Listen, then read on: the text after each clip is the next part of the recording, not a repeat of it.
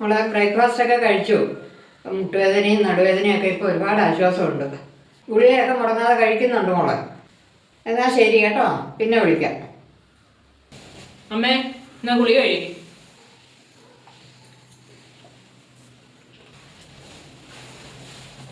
കണ്ടോ, എൻ്റെ മൂത്ത മരുമോള് എന്നെ വിളിച്ച് ചോദിക്കുന്നു, ഞാൻ ആഹാരം കഴിച്ചോ, കുളിച്ചോ, മുട്ടുവേദനയും നടുവേദനയൊക്കെ എങ്ങനെ ഇരിക്കുന്നു.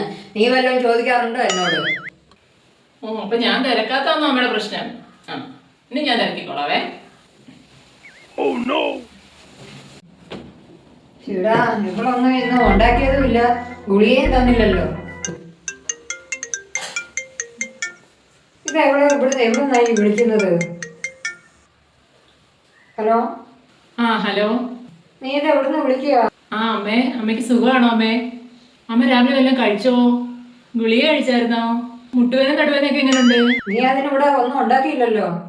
അമ്മയല്ലേ പറഞ്ഞേ അമ്മയോടൊന്നും വിളിച്ച് ഞാൻ ചോദിക്കുന്നില്ലെന്ന്. ഇനി എന്ന് ഞാൻ രാവിലെ ഉച്ചയ്ക്കും വൈകിട്ടും എല്ലാം വിളിച്ച് ചോദിക്കാം കേട്ടോ. ആ ഇനി ശരി എന്നാ ഉച്ചയ്ക്ക് വിളിക്കാവേ. ആ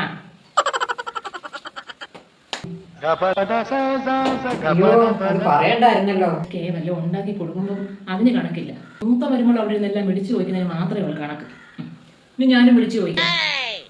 ഉള്ള കഞ്ഞി പാറ്റായിട്ടല്ലോ.